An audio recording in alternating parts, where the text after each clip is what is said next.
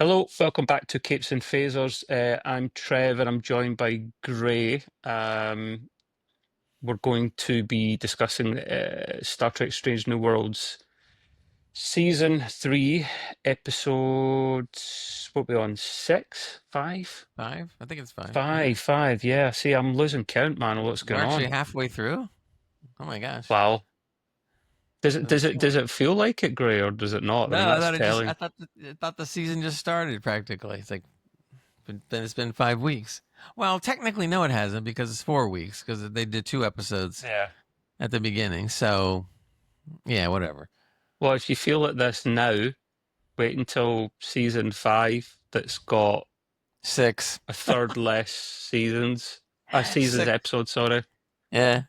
That's going to be, yeah, that's going to be rough, man. Like six is what they used to do for Red Dwarf back in the day. Yeah.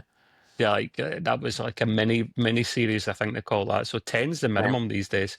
Um, okay, right. So I had reservations, Gray, about this episode before we started because I read it was some kind of like horror episode, and I was thinking, we had enough of this Mm. already with the Gorn at the start. That was very horror centric, wasn't it? So I thought, okay, another horror type episode. They'll go for cheap jump scares or just cheap scares in general. Right. And I was going to think that this was going to be potentially one of these quirky, weird, just shit episodes of the season. Mm. But I was pleasantly surprised. Yeah. Question for you: did you have any objections before you came into this episode? Like when you read the synopsis of it or you saw a trailer or anything like that? What did you think I before didn't see a this trailer. episode? I didn't see a trailer nor the synopsis. So, Ah, but I had the same feeling you did at the beginning because I'm sitting there going like, let's not do a one-off again. I mean, come on, it's way too soon. But after the first 5-10 minutes went by, then I could see it was different. It was a wholly different episode, which, like you said, I was glad. And yeah. it turned out to be a decent episode that introduces a new villain, I guess, and stuff. So Yes. Yeah, well, okay, right. So let's get into the meat and potatoes of it. I did enjoy the episode. I mean, it wasn't the best episode of the season so far, but it was very solid. I mean, I'll give it a 7 out of 10.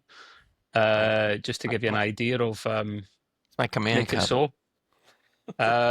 He likes his Star Trek memorabilia. Um, I would give it a solid 7 out of 10. I did enjoy the concept of it. So essentially, they beam down to Vancouver. Sorry, an alien planet somewhere out there. I was joking with Gray at the start of this because you recognise it if you watch Stargate. Yeah, Because one of the many Stargate shows, which I adore. I mean, I hope there's a new yeah, Stargate at yeah, some point, and we'll cover it on this channel if there is. But you see the kind of the woodland area of outer Vancouver, and you're like, yeah, that's what they've been yeah. filming. A lot of stuff Um, goes on out there. but it's like where's that desert place in that section of desert in Nevada where they used to film a lot of the Star Trek stuff? No, is Yeah, it Death Valley? yeah, No, yeah, yeah, around there. Yeah, or Red something? yeah. It's They would the do all film. the westerns out there too and stuff. Yeah, And it's the equivalent. Vancouver's got the equivalent there, yeah, but more of the forest side of things. So, um, yeah, so they beam down. They find some archaeological dig, if they want, or monument, I guess that you want to call it. And the cool thing was, we got to see a bit of cool temporary action from the Enterprise, who kind of extended its deflector down to the planet to hit two devices, which in turn shot into a rock side, a cliff side, and reveal like this big monument, this alien monument. That was kind of cool.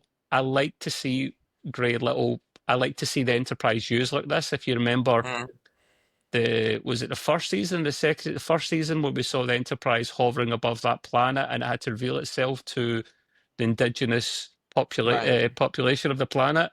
right. I like to see that kind of thing.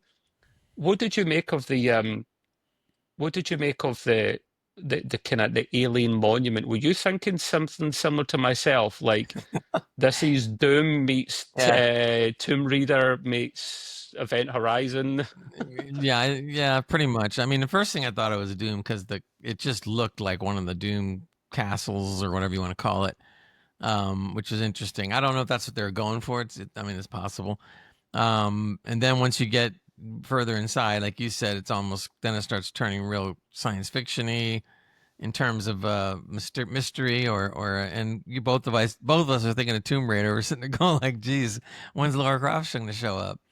But Yeah. they blended it all together pretty cool. I'm not really sure, even though it was cool, I'm not really sure what the deflector beams had to do with it. To me, it looked like it was obviously a holographic projection of some sort, so that nobody knew what was behind it because, for good reason, because it turned out to be a prison. So more or less. So somehow the deflector beams disrupted a big holograph. It's some kind of like phase variance thing, isn't it, Gray? So Yeah. the deflectors, I kind of, this is my understanding, it was a strong enough tool to be able to force open what was there or just show what was there because they could detect something, but they couldn't quite reveal it. Yeah. So, yeah, it's like Doctor Who always said, timey-wimey, but whatever the Star Trek version of it is. Yeah. That was cool to see the deflector beam come down like that and use Yeah. like that. Like No, I it said, looked good. I Definitely. like shots like that.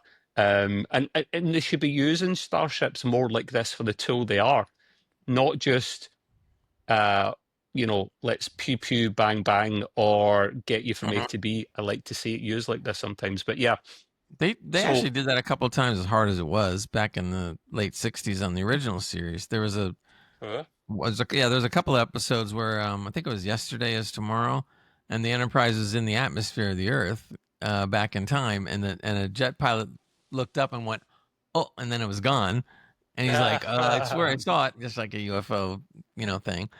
There was also an episode, actually, it was Piece of the Action. I think it was Piece of the Action, where there was all this fighting going on in the street between gangs and stuff like this, and Kirk had to figure out a way to just stop it all at once. Well, you couldn't just fire one phaser to shoot all these people, so he asked the Enterprise to stun everybody. And so you just saw like this a big thing and this flash and everybody just blah. I'm sorry, right? That was That was all cool. cool and that was all cool until the last thing you said. I know it's science fiction, and I know it can be a bit out there sometimes, but stunning everyone, even in the lowest setting of a starship's phasers, I call bullshit in that one. I'm sorry. I do call absolute utter bullshit in that. You can't take it down weak enough to do that. Sorry. I mean, teach their own. Maybe someone can prove me wrong somehow, but It's in canon. We have to get Scotty to explain it to us. we do. But no, it's cool to see the ship used like that. Yeah. So when they reveal this Doom-looking building, stroke Tomb Raider archaeological dig thing, they're with one of the locals and they're considering joining up with the Federation. And this is a great opportunity for them to do that. When you go into this place, though, there was rumours of this locals species of what they got up to way back in the olden days. These rituals, these rumors, and there Hmm. was talk of immortality.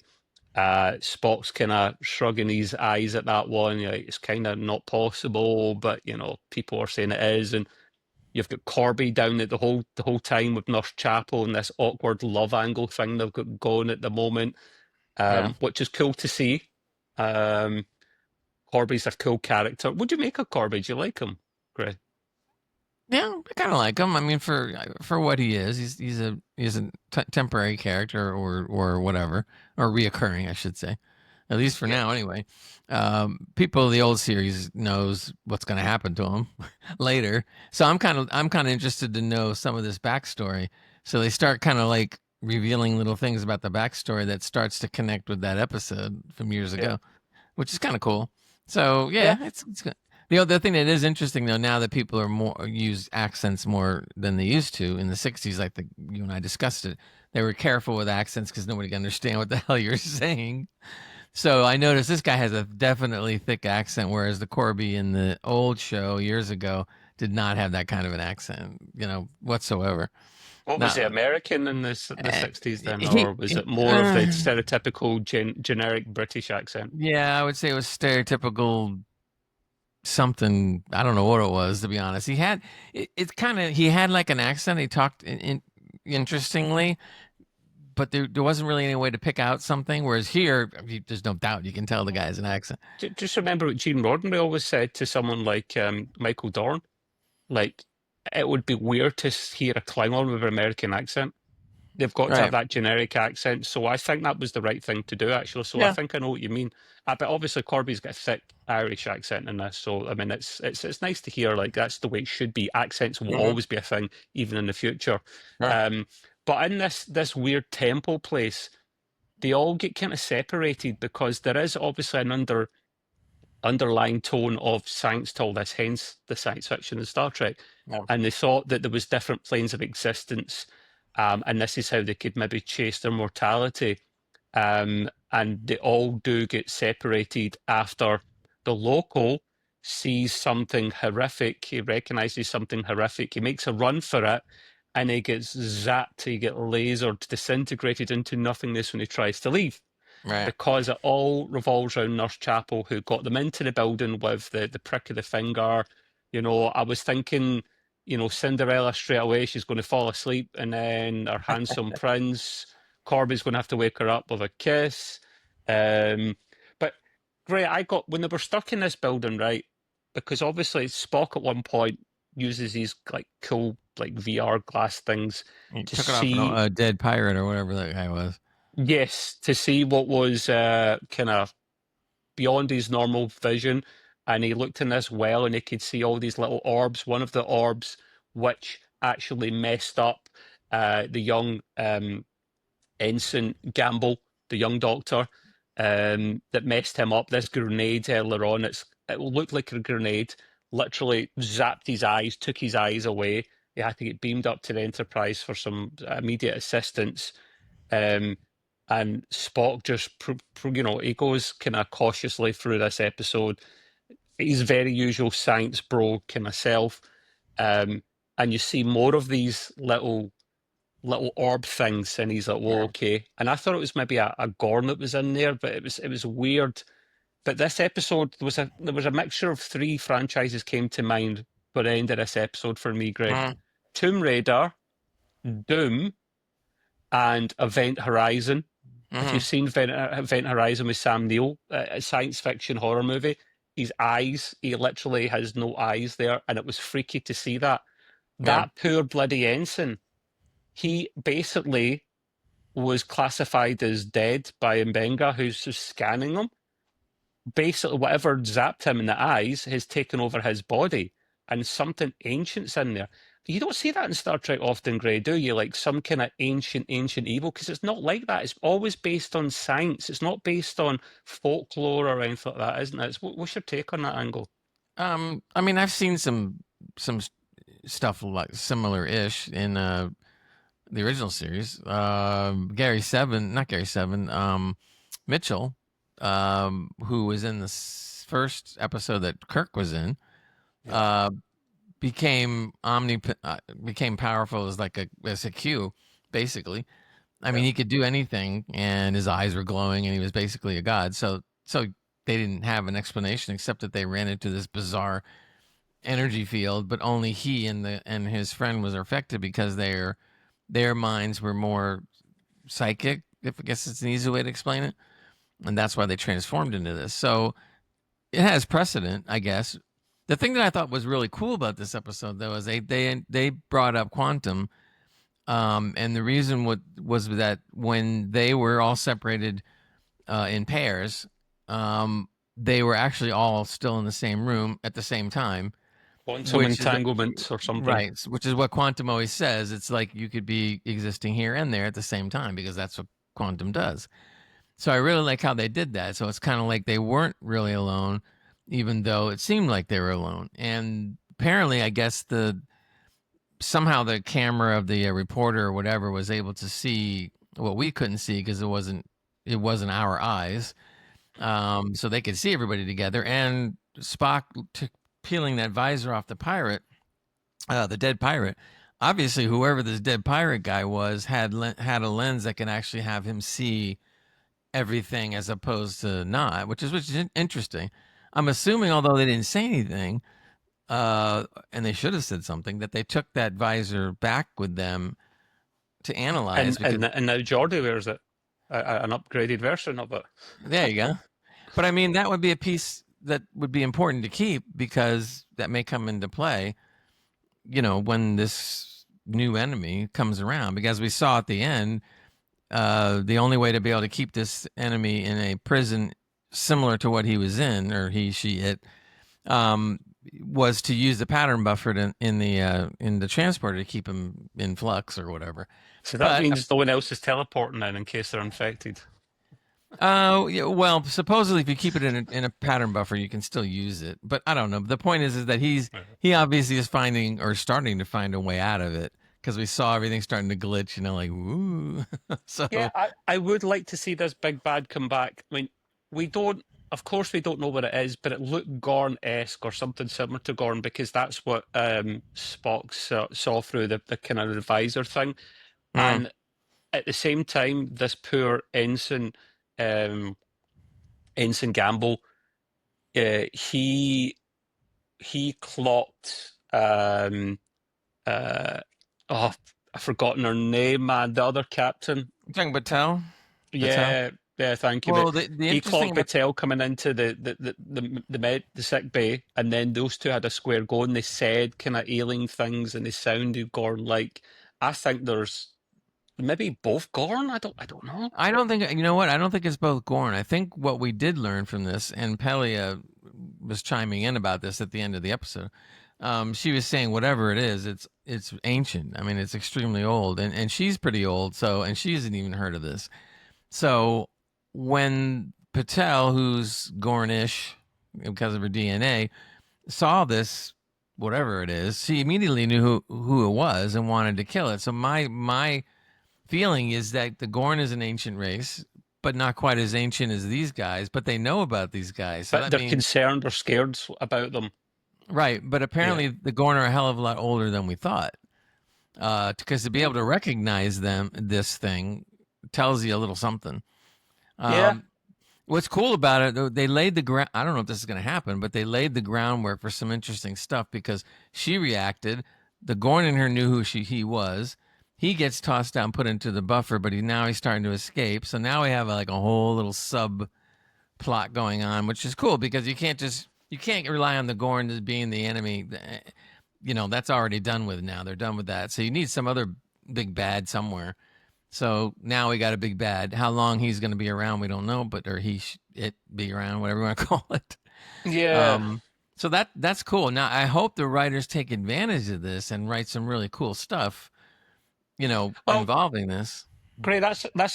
That's a good point you bring up because I know this is episodic because that's Strange New Worlds, but as we discussed before, you can have episodic and have an underlying theme for the season that they can pay Mhm. off in a two-parter at the end. Um, they could still bring back this big bad at the end, and I like the concept of something really, really ancient. But at the same time, it's got to be based in science, mate. It really has to be because Mhm. at the end of the day, it's science fiction, and Pelia's reaction was she the art, because she's ancient herself, so she remembers she she'll have seen a lot of these ancient beings, and she's like, "Wow, whoever this is, I don't know who it is, but I've got the heebie-jeebies." I quote, "I've got the heebie-jeebies." But then Yeah. her reaction immediately after to being recorded was, "Would you like that again?" Like she put on a show and a performance. I was like, "That is genius, Pelia. Well done, I know. I was sitting there going well like, "Wow, done." she's really, not that she wasn't what she was saying wasn't true. She was concerned, but Oh she yeah. definitely was laying it on thick, and then looks at the camera. Is that good enough? Or do you want She's theatrical, man. That like, oh she man, is absolutely brilliant. We don't see much of Scotty in this, but that's okay. He has to build up to be yeah, a but miracle he worker. helped a lot. He built a containment doohickey, whatever, and Yeah, trapped the yeah. alien in it. Well, that's what he says at the end. They ask like when they throw up the little orb thing that they shoot the ensign, the essence comes out, and then it Pokemon. It's like essentially Pokemon, got to catch them all. The Yeah, ball thing yeah. captures this thing, and then he throws it up in the air and transports. And he gets asked, "Where did they send it?" And he says, "Nowhere." And I was like, "What bullshit? How's that?" And then after they explain, yeah, it is technically nowhere because it doesn't exist. It's in the pattern buffer. I just wouldn't want to be teleporting during this Gray. Like, even though he's in the pattern buffer, I'd be like, nah, I'm going to be like Enterprise and take the shuttle everywhere. I'm avoiding that. I don't want a chance of getting infected here. No way. Well, the other thing Um, I'm wondering about, and this will be a little knock on the episode, is that yeah. so if he put it in the pattern buffer, why didn't he just transport it into deep space? Because if he had Mm, transported into deep space, you're talking about a thing that's this big, yeah. right? But So you likely can't it'll be thousands and thousands of years before someone bumps into it. you can't take the risk. That might give off a power signature. It might a ship goes nearby and can detect it because of energy signatures and blah blah. You just don't take that risk, man, of someone finding it. But yeah, if you put it in the transport buffer, they can deal with it later, or it escapes. Because the transport buffer, I don't think it'd be able to start affecting the rest of the computer. But I mean, if this essence can affect technology, never mind people, then Right. that is scary. So I hope it comes back because it was cool. Yeah. Great. Yeah. What did you give this out of 10 then? Are you like me? Are you 7 out of 10 or what? Or I, w- I was seven debating and a seven. half out of 10 for me. There you go. Okay, if you're gonna go with halves, then I'll go the same way. Because I was debating Ah, whether I should go 7 or 8. I'm going like I don't know if I want to go as it's far as 8. hard to quite get the, yeah. Yeah, but it was good. I mean, Oh, yeah. seven Oh, and a yeah. half or not, it was good. It was back to like what we should be doing and a good hardcore episode. Introducing quantum and other things going on and the whole 9 yards. So it was cool. So back to shit episode next week then, yeah? You know what I thought too? I don't know. Did you think this? I had to go back to the episode for a second. There was one part where I thought for a second that the alien might have taken over the doctor. It just, Really? yeah, the way the dialogue was laid out and stuff like that, I was going like, "Ooh, I wonder if somehow he got into the doctor the way he was talking." It didn't turn out that way, but it Yeah, I almost didn't see that. had me going a Interesting. little bit. And I'm going like, Nah, it's in the computer, man. It'll come back somehow that way if it's going to do that. Yeah. And Ben at the end is talking, but I think he's talking to a relative of the ensign, essentially, which is what you do really in real life, isn't it? It's the superior officer talks to the family members and breaks the news. So yeah, no, it was a good episode. I just hope next week is good as well, and we don't go back to a quirky episode. I think there's still one yeah, left in their tanks, unfortunately. Um, We'll wrap up there, Mr. Gray. We don't like to make these super long. But yeah, thank you. We will be back for episode 6 next week as usual. Until then, say goodbye to the people, Gray. live long and prosper, everybody. See you later, guys. Bye bye. Bye.